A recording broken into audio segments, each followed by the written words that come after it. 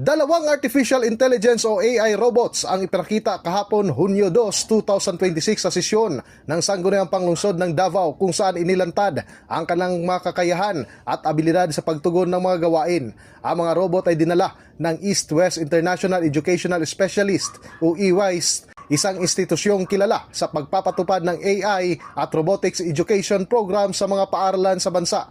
Bukod sa demonstrasyon, pinag-usapan ng konseho ang posibilidad na gamitin ang AI robots bilang katuwang sa pagbibigay ng impormasyon at pag-aasikaso sa mga bisita at kliyente ng Sangguniang Panglungsod.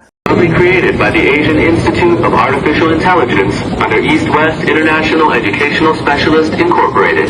I am here in Davao City to help you explore how AI can transform governance, education, and communities.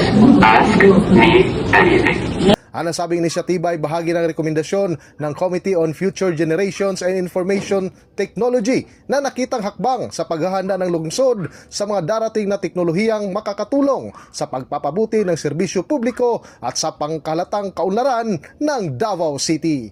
In the heart of changing lives, ako si Brigada Julius Pacot para sa 93.1 Brigada News FM Davao, the Music and News Authority.